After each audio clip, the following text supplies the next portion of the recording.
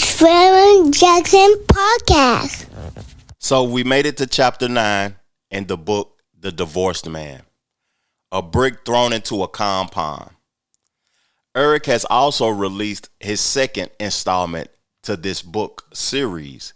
And I'm going to put a link in the description for y'all to be able to go purchase that to get up to speed.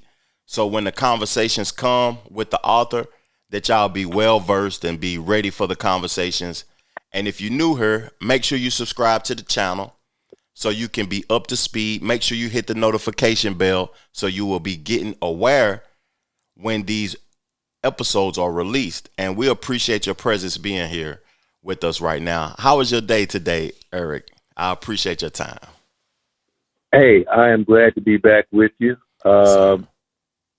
It's been a hot day here, and I can't wait to get to some cooler weather at some point in time, but it's been really, really hot these days. Yes, it's been abnormally hot. Like I didn't expect the summer to go in this direction so fast. Yes. It feels like it's August, and today is July the 1st.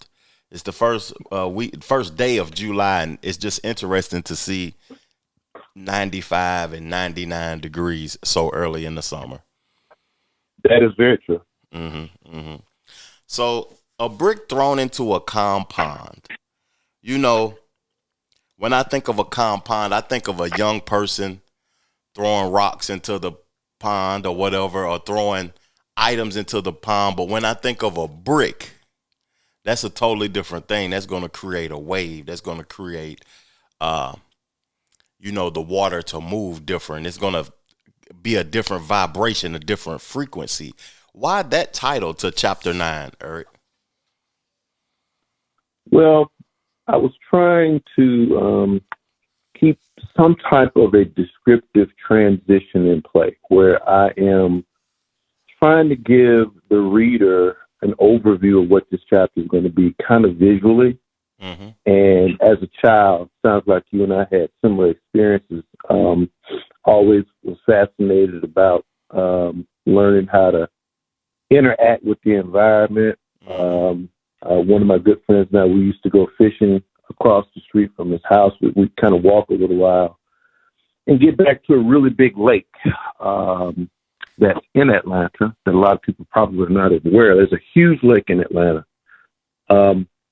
And, while we're sitting out there fishing, sometimes you would throw things in the water. It's just kind of what you do. And I use that as a metaphor because that's the transition that I can describe of what going into a divorce is like. It's like taking a brick, really a large object, and throwing it into a pond. And you can imagine the splash you're going to get. You can imagine the waves you're going to get. There's no telling what's under the water, a fish or any kind of wildlife that might be under the water that you don't know. So I use that as a caption just to describe what this chapter is going to be like. That's interesting, man. And thinking about it, a brick is totally different from the rocks and something small. A brick is going to sink fast in the compound and go straight to the bottom. It's interesting to use that analogy in a divorce. I've never been in a divorce or whatever, though, but I could assume and I can think that it is a trying time, a traumatic time, and experience that nobody even has a expectation for. Yes. And I can only imagine, though, but in this chapter also, you have a few steps which should be taken. And these actions can help you regain control in your life. Now, I want to read these steps step by step and help people get a better understanding, and me also get a better understanding for the steps too, because I feel as if this is important to regain control of your life. I'll read the first one. The search and the time to build a relationship with a good divorce attorney should be your number one goal after hearing what we've discussed within the context of this book. Unfortunately, within the American legal system, lawyers are critical to addressing divorce. So do not underestimate any time or any expense done with the goal of finding your lawyer. and that's number one. Is these in any particular order? Is that the main thing by it being number one, getting a good lawyer? Well, if you remember from some of the context that we've talked about, there's so many moving parts that's going on between your physical address, where you're going to move to trying to provide stability with a child or children, if you have. There's so many things that are happening all at once that you're overwhelmed. Mm-hmm. And I believe that one of the challenges that I faced, as well as some of the men that I talk to, is how do you find a good attorney? It's actually what I talked about is actually in one of the previous chapters that you and I have already had a podcast on. Yes, sir. But I would agree that is a critical role, because lawyers talk the same talk. They may even give you track records of previous performances, but you want to find a divorce lawyer that's going to be suited to your situation. And it takes time. I went through a total of 3 of them. Mm-hmm. I went through three attorneys. And what I learned about that process could be another book itself. So I think that it is definitely worth your while to prioritize all the stuff that you have going on. I would make that my first priority. Wow. That's interesting to say, too, because when I think about, like, from a male's perspective and not trying to, you know what I'm saying, bash a female or nothing or speak bad about women in general, I think that male are, well, the world has presented us as the individuals that needs to be the provider. And when I think about a man investing in the marriage, who's to say that he can afford a lawyer? Who's to say that he can afford another place to stay during this transition time? Because I can see how individuals end up homeless and stuff like that, because they've been investing in the family. They invested in the family, so I just take it all. Then I don't got no money no more to get lawyers and go get extra places to stay, and you taking all of my stuff. It's just I don't feel as if it's a fair transition, if I'm right or if I'm wrong about that. I don't know. It's just interesting. I would say that you're looking at it from that perspective, and that's why I'm saying that you've got a lot of things, as you just said, that you got to focus on. You don't have time to get stuck on one particular thing, or even 2. Mm-hmm. But if I had to prioritize, you want to interview your lawyer. You want to talk about it. You want to have real conversations, and don't be afraid. Don't be intimidated by them, because they're people. They're human beings. They went to school. Most of them, I'd say a good number of them, are very knowledgeable on the law. But just because you're knowledgeable on the law doesn't mean that that's the person for you. That doesn't mean that at all. Yeah. That's a critical piece in this book. Mm-hmm. You want to make sure that you've got what I think I said was a bulldog. You want a person that's an advocate for you, that's knowledgeable, because when you find out the hard way, you say, well, I didn't choose the right one.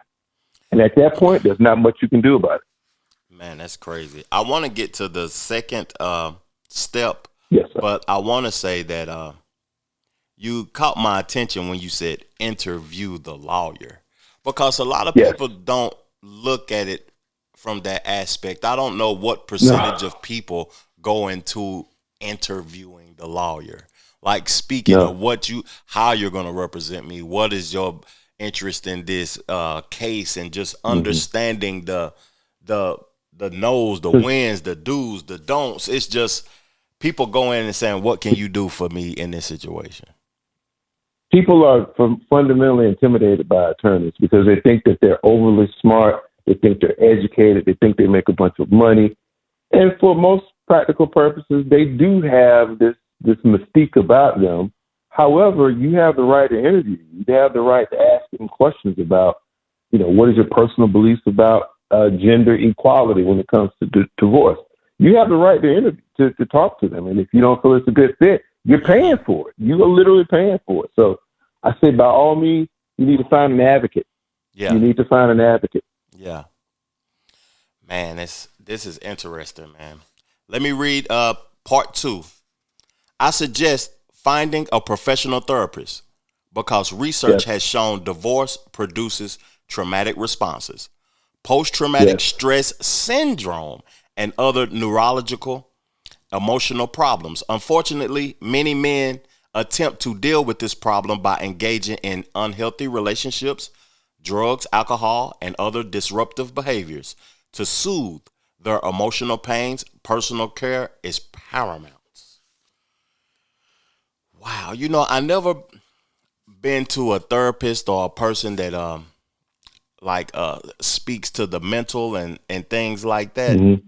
And I feel as if sometimes I might need to converse with other individuals and when I'm dealing with something, because I go through things alone a lot and be in my head most of the time. Mm-hmm. Mm-hmm. And when I'm in my head, I throw it off to I'm an introvert. I like being alone. But in our reality, I may be going through something. So how important in this aspect is getting a professional therapist? So if we go back to the original title, right? So think of a brick being thrown in a pond, right? Mm-hmm. And think about all the things that are happening. Think about the waves that are being created. Think about the sound of that particular object, which really has no place in a pond environment, right? There's no place for a brick. Not unless if you got a house nearby, right? A brick is specifically designed as a building block for a larger structure, right? So think of that as being thrown into a pond. Think about the sound. Think about the level of the wave. Think about all the wildlife that's under it. And they hear this like, wow, that's not supposed to be here. This is how it is in your life right now. So a therapist, I went through some really bad therapists that had no personality. They had no life experience.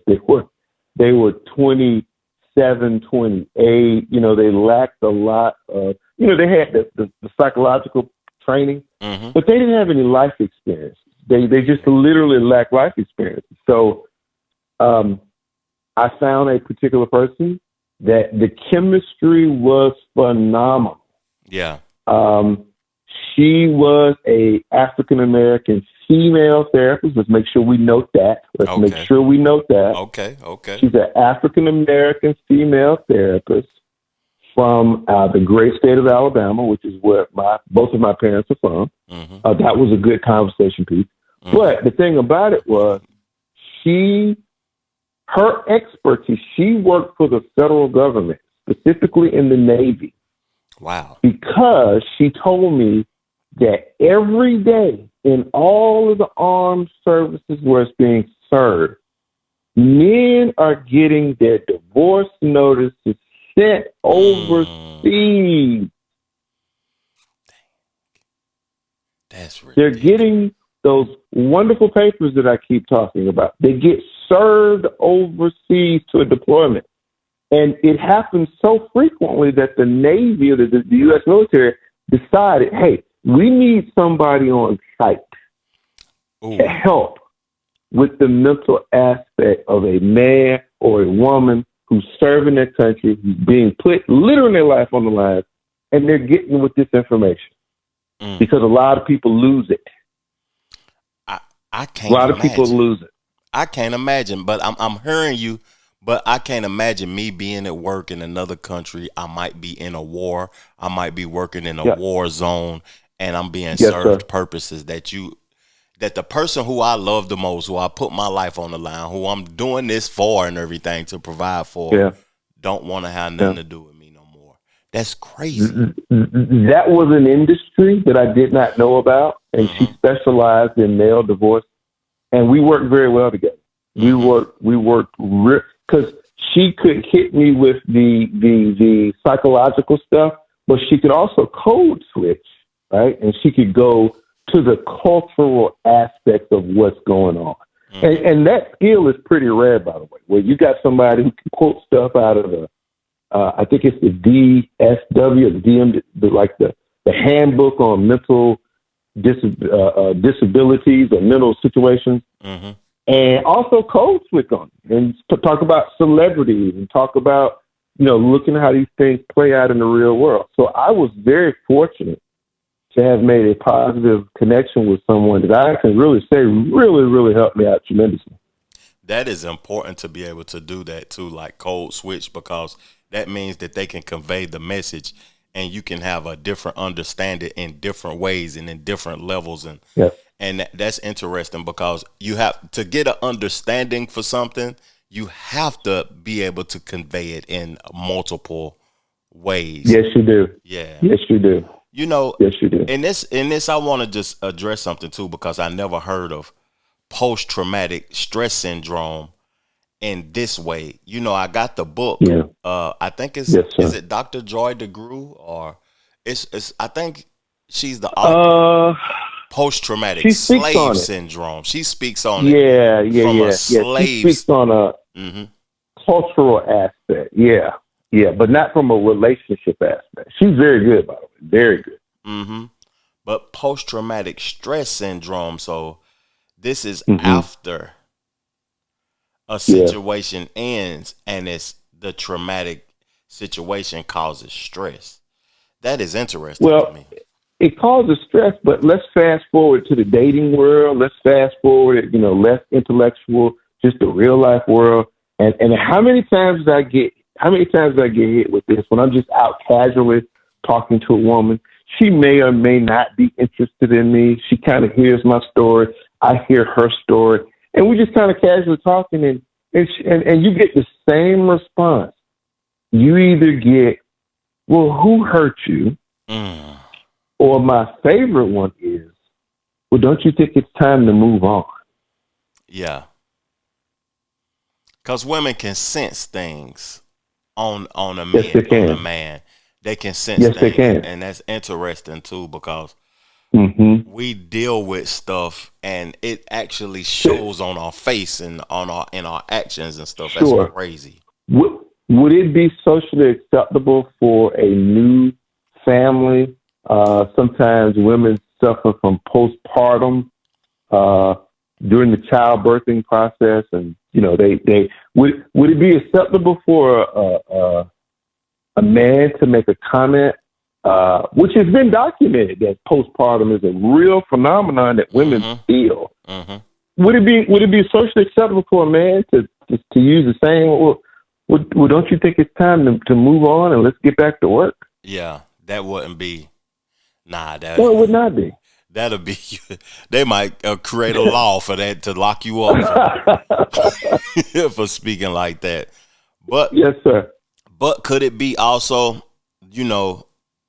a lot of guys, they will try to get involved into other situations before they heal too, though. Is that a thing? Yes. Or is that just? It is. Yeah. It is. It's either alcohol. Alcohol is very popular. You try to drink your problems away. Some guys resort into drugs. Those guys that are in the military, they have a high rate of suicide in the military. They have a high rate of there's a word for it. I think in the cultural media they talk about death by police officer? Is that? I never heard that. It's like before. You purposely do something to put you in danger of being shot by a police officer. Like that's a clinical thing. I think it's called like death by police officer. But a lot of guys do some very deep, crazy stuff because they don't have someone to talk to. They think they're going through it alone. They think this is purposely geared towards them. So again, getting back to your questions, I would say that after you're able to find that lawyer, you got to find a therapist that you can go and talk to. I kind of tend to be a little bit biased towards men, but sometimes, as you heard me say, I happen to find a female who was phenomenal. She was really, really good. She was really good. That's great to hear, and I want to get to this third step that is suggested in the book, but I want to bring awareness to something that is catching my attention. So, number one, we got to get a lawyer. Yes, sir. Number two, we need to find a therapist, a professional one at that.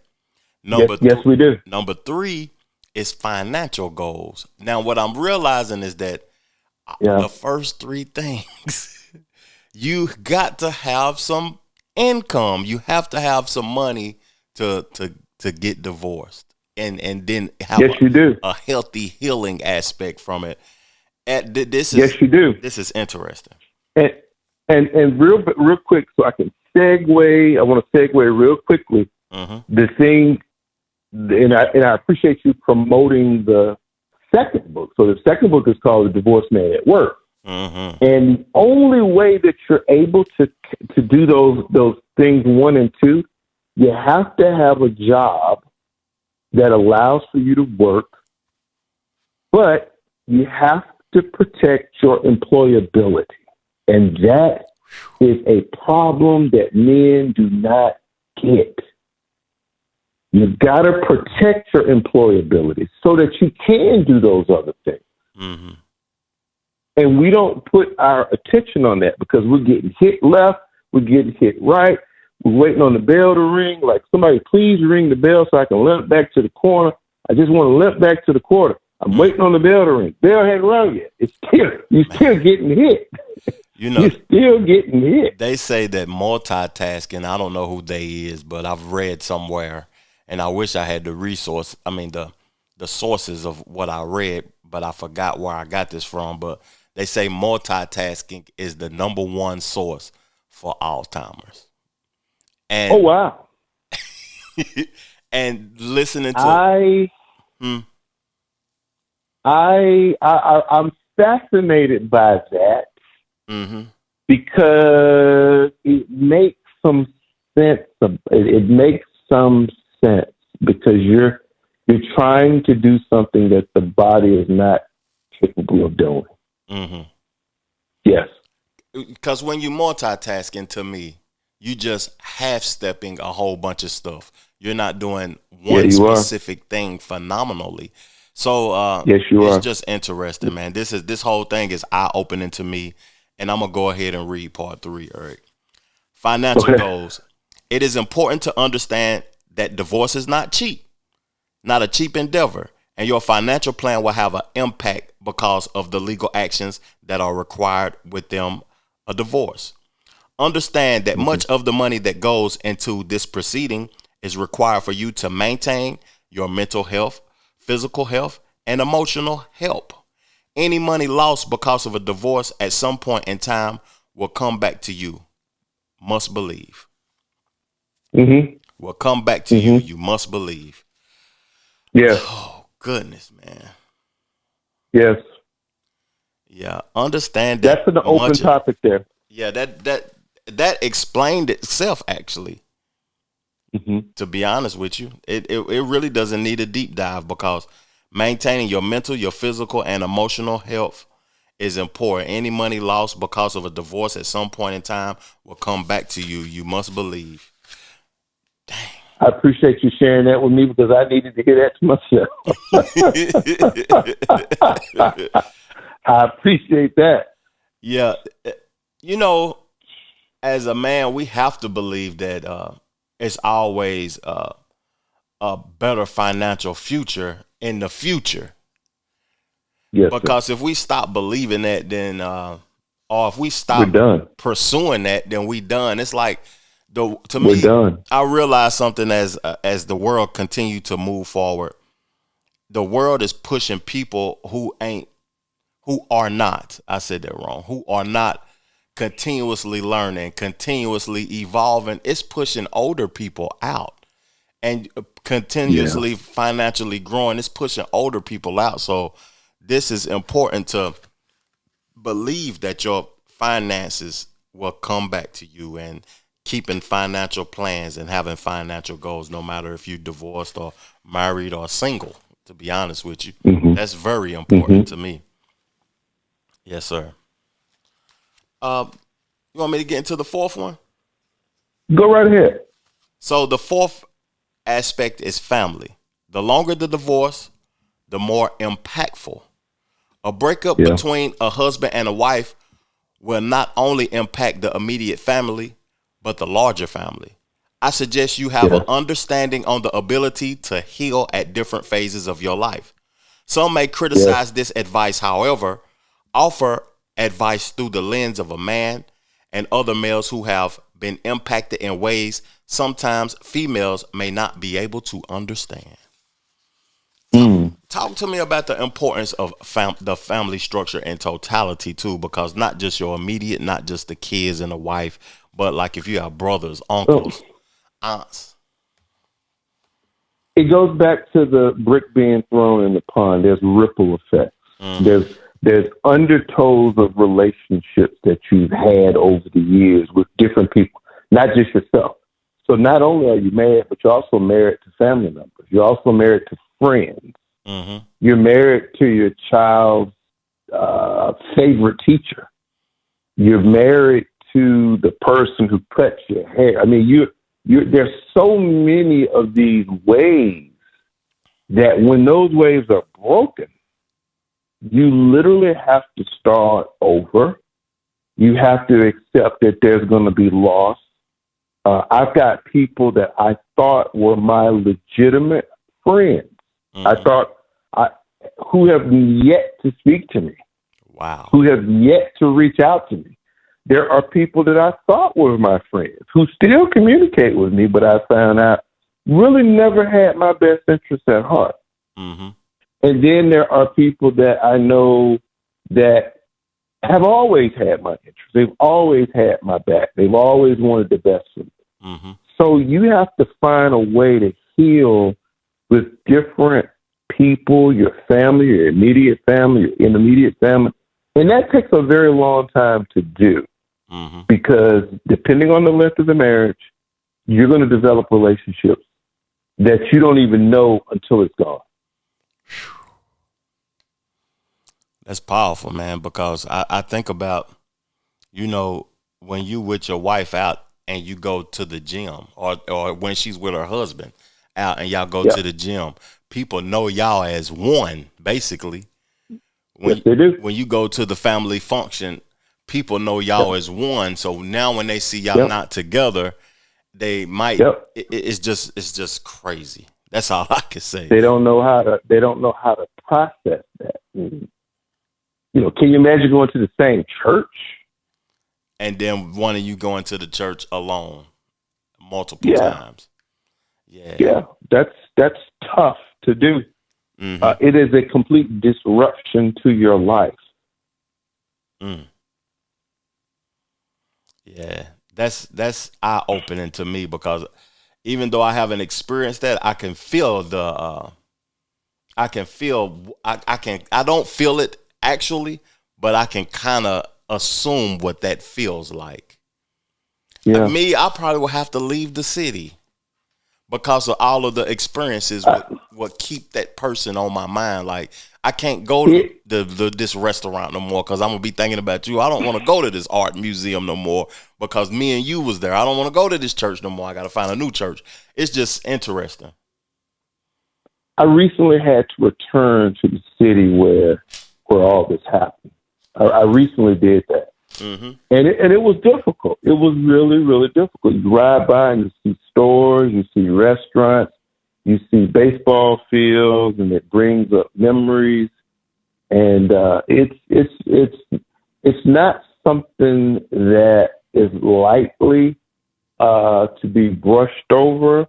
The reason that you and I are doing this podcast is because, again, men, we do not have a space in this conversation. Mm-hmm. We are overlooked. We are talked about. We have an assumption, what we call the burden of divorce. So what I tried to do was to write about those experiences, not for women to judge or to put their 2 cents in or for them to say whatever. This is for men to be able to say, hey, I'm man enough to admit these are things that happen. And I think we need that before we can move forward. I agree with that. And this is very important. And I feel as if a multitude of men should be listening to this podcast because the Yes. divorce rate is higher than is perceived in this country. It's been millions It is. of divorces. So I feel as if Yes. this is a necessary conversation, no matter the race, should be listening Yep. to this, hearing about this because the experiences are similar. And Yes. I like the fact that you gave that breakdown that you recently had to go back because that let me know that you removed yourself from that city. And my thought Yes. process is like, do you think that the moving forward and the healing process would have been slower if you stayed there and did it speed up? Yeah. Okay. Oh yeah. Okay. That's like getting into a pool full of mud and trying to swim. Mm-hmm. You know, you can't get any traction. You can't get any of this. On the other hand, some guys may not have that as an option. Some guys may have a completely different perspective. But in terms of me, Mm-hmm. I didn't think it was really good mentally for me to stay in a place where I've got so many, just incredibly challenging experiences. I might be on the side of the side of, well, that's an extreme because a lot of people don't have the resources to move. Mm-hmm. They don't have the job prospects to move, and I get that, and I respect that. Mm-hmm. But for me, I had to start over. That is crazy that you say this to me because even if I was in like a regular relationship and me and the person had that many experiences, I probably would have to move also because that's just, Sure. I don't know. It's something about being a male. And in this aspect, I'm using sex as a thing, being a male and taking this person to all these different places and having Yes. these experiences with this person. And Yes. I don't know. It's just to keep it genuine, I would just have to leave, to be honest with you. But Yeah. let's get into number 5. Yeah. We got one more also. I'm looking forward to number 6, though, to be honest with you. But work performance. Oh, yeah. One of the least talked, how critical it is for you to maintain, do a work performance. I am perplexed to hear the double standards within our society on how men are still expected to come to work, produce despite living in chaos during a divorce. Many of the men interviewed struggle to maintain a job, to keep a high level of work performance, and being able to share their struggles with their divorce on a job. Gentlemen, always remember we are expected to produce, to preserve, to move forward despite our human and emotional conditions. Mm-hmm. Oh, that's deep though, man, because a person is weak after that. I can't imagine having to do physical labor. Not just like doing physical labor and you're drained. Wow, that's a powerful one. You are drained. Your enthusiasm is very low. You have a wide range of different emotional status. You can go from being, just happy-go-lucky to extraordinarily angry to problematic to being completely apathetic. You could go through a lot of different ranges. And what I noticed for me was, and for the guys I interviewed, some people will have, first of all, you have to decide whether or not as a man, if you want to disclose that on the job. That's one of the trickiest parts as men, and I'm following your lead on that one. We have to decide whether or not we want to even reveal that. In my opinion, women absolutely, they embrace the fact that they're getting a divorce. It's more of a liberation thing on the job. But we as men, we have to decide, if that's something that we want to do. And your work performance can't dip because you're going through a divorce. It can't dip. Your work performance, your evaluations, all the things that you are expected to do, they are expected for you to do them. Yeah. And you're not going to get a pass just because you're struggling to try to find a place to live, or you're not hitting it off with your attorney. You can't get that therapist appointment on the day that you want.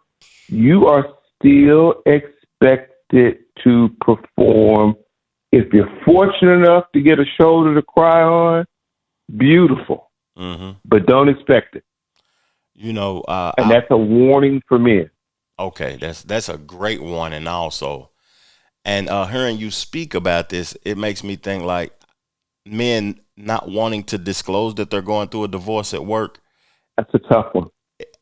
I understand it's tough though, but I think that it should be done faster than waited. That's just my perception. I don't know. I haven't experienced or nothing, but because if people see you highs and lows and angry and sick and tired and miserable and mute, if you're mute, that's a problem also. So I feel like I would disclose it faster because I wouldn't want nobody to think that I'm going crazy, or I might lose my job, or I might get fired. They might even drug test you because your mood changes are happening so dramatically. Absolutely. Because they'll think you're on some sort of substance. How is you changing like that? Well, you are on a substance. You're on emotion. You're on adrenaline.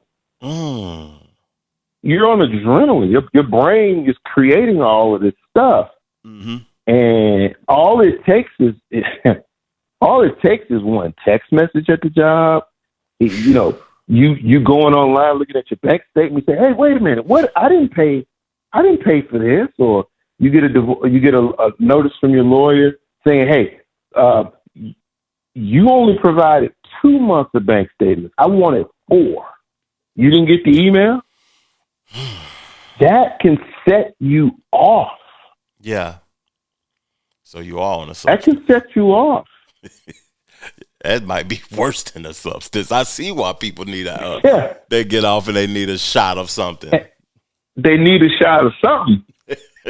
I'm putting this out there because, again, my number one goal, I want men to have a fighting chance. I want men to be able to continue to go the distance in the ring of the divorce. I want them to be able to stand. And you and I have talked about this many times.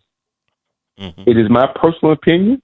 I can be wrong on what I'm about to say, but it is my personal belief. Number one, women are more equipped for divorce. Number two, our society does not extend a helping hand to a man in this process. And that's what I'm trying to do, is to give you, sir, I want to give you a helping hand. Hey, it's commended, man, and it's appreciated, and it should be respected. And I feel as if like the book should be a New York Times bestseller. People should go purchase the book. I appreciate that. Go purchase the book and check out the content and the experience in this book also. Let's get to the last part of this chapter, the spiritual beliefs, because this is something that is intriguing to me. And then after we're done with this, we can close out this episode and get to the next one also. But spiritual beliefs, gentlemen, never lose sight of a higher power greater than yourself. For some men, express a deeper connection to God because of going through a divorce. Never lose sight. Yes, sir. You know, it's kind of out of your control and up to God at some point. It has to get to some point like that because it's a lot going on. Yes. It's so much going on from what I hear, not from what I experience, from what I hear and what I've read and what I see. It's so much going on that it's out of your control. It has to be up to God. It's damn near, and I done cursed and everything. Said damn near, but it's almost like the laws and the rules and the court system has made it to where a man is actually powerless in this situation. To me, that's what it seems like. I don't know for sure, but that's what it sounds like. Well, my sample pool is probably, when you do research, I have a very small sample pool. I have a very small sample. Mm-hmm. However, much of the research that you've read, most of the things, there's a pattern in America. There's a pattern in America. The guy who pushed me, he didn't know that he pushed me, but the guy who started me down this road to write this book, that was something that I'll never forget. He and I had a conversation about how divorce, and I was clueless about this because at the time I wasn't going through a divorce. I was a married man. I was in the married world, drinking the married Kool-Aid. So I knew nothing what he was talking about. He was going through divorce. And he said, one of my greatest challenges is my spiritual beliefs and finding out just what do I believe spiritually about myself, my life. He said that didn't happen until he went through a divorce. Because when your brain can't process beyond what you got going on, you're really left up to other devices in this world. So a lot of people, including myself, you have to check out the good book, and you may have to go to your favorite passage in the Bible, and you may have to read some stuff to give you some grounding, bigger than the therapist, bigger than the attorney, bigger than that brick being thrown in a pond. You got to rely on something bigger than that. Mm-hmm. Because if you don't, as you talked about earlier, that's when the guys start drinking, they start doing drugs, they start chasing other women, they start doing these other things to numb that pain. And I see it over and over and over. The number of men who became alcoholics because of their divorce. Yes. They became alcoholics. The number of men who commit suicide because they cannot get relief of that, what you talked about earlier, of being in your head and ruminating. Mm-hmm. So if you've tried everything, guys, maybe that's that time for you to reflect on your own spiritual beliefs. And if it's not, maybe that's the time you should consider that. Yeah. Man, this was a powerful chapter, Eric. Yes, sir. Real powerful. Everybody that's watching the show, a link will be in the description to purchase this book and also the second book, The Divorced Man at Work. Make sure that you subscribe to the channel and you hit the notification bell so you can be alerted to when the next episode comes on. We will be discussing Chapter 10, The Power of a Narrative. We appreciate your time. Thank you guys for your time. Peace, love, and abundance. And let's continue on. Let's go.